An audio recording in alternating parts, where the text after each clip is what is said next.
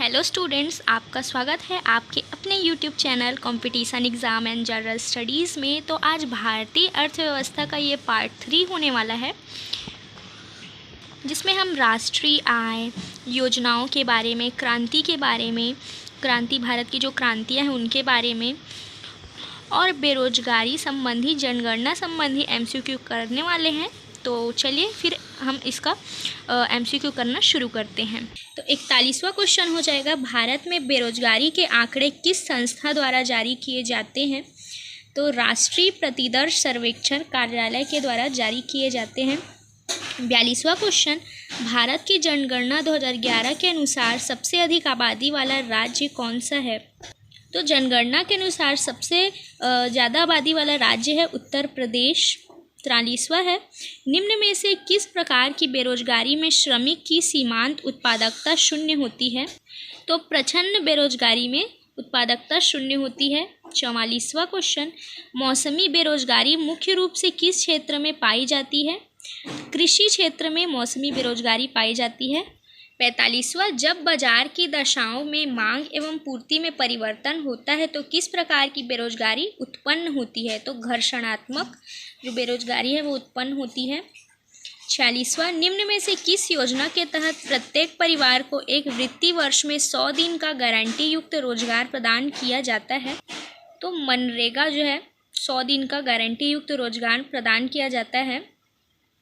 47वां, निम्न में से किस योजना के अंतर्गत गरीब परिवारों के 15 से 35 वर्षों के ग्रामीण युवाओं को कौशल शिक्षा प्रदान की जाती है? तो यह दीनदयाल उपाध्याय ग्रामीण कौशल योजना के तहत जो है शिक्षा दी जाती है इनको। 48वां है, निम्न में से किस योजना के अंतर्गत शहरी क्षेत्रों में निर्धनता निवारण योजना चलाई जा रही है? तो स्वर्ण जयंती शहरी योजना के तहत निर्धनता निवारण की योजना चलाई जा रही है। 49वां क्वेश्चन, निम्न में से किस योजना का उद्देश्य वित्तीय समावेशन के तहत देश के सभी परिवारों को बैंकिंग सुविधाएं मुहैया कराना है? तो प्रधानमंत्री जन धन योजना जो है बैंकिंग सुविधाओं के लिए है। 50वां, निम्न में से किस योजना के तहत 5 करोड़ BPL परिवारों को LPG कनेक्शन प्रदान करना है? प्रधानमंत्री उज्ज्वला योजना के तहत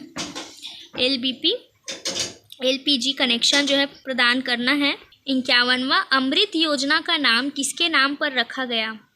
आदिवासी क्षेत्र में गर्भवती और स्तनपान करने वाली महिलाओं के पोषण की ज़रूरतों को पूरा करने के लिए एक पहल की थी, तो अब्दुल कलाम ने की थी। इसका आंसर B हो जाएगा, अब्दुल कलाम। 52वां, राष्ट्रीय कृषि योजना का गठन निम्न में से किसकी अध्यक्षता में हुआ था? तो सोमपाल शास्त्री की अध्यक्षता में इसका गठन हुआ था।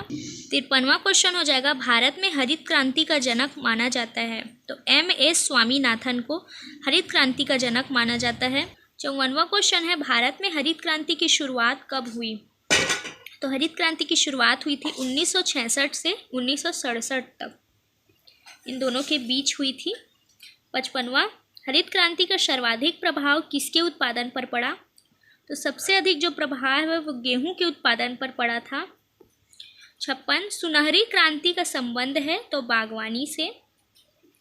57 है, फसलों के न्यूनतम समर्थन मूल्य के निर्धारण हेतु सरकार को सिफारिश करता है? कृषि लागत एवं मूल्य आयोग, आंसर A हो जाएगा। 58वां, राष्ट्रीय कृषि तथा ग्रामीण विकास के बैंक का मुख्यालय कहाँ है? तो ये है मुंबई में। 59, पानीपत रिफाइनरी किसके अंतर्गत आती है? तो IOCL के अंतर्गत आती है। 60वां है, टिस्को की स्थापना किस वर्ष की गई थी? तो सन 1907 में टिस्को की स्थापना की गई थी। तो हमारा 20 क्वेश्चंस कंप्लीट हो गए हैं। तो अगर वीडियो पसंद आई है तो वीडियो को प्लीज़ लाइक कीजिए और चैनल को सब्सक्राइब करना मत भूलिएगा। Thanks for watching.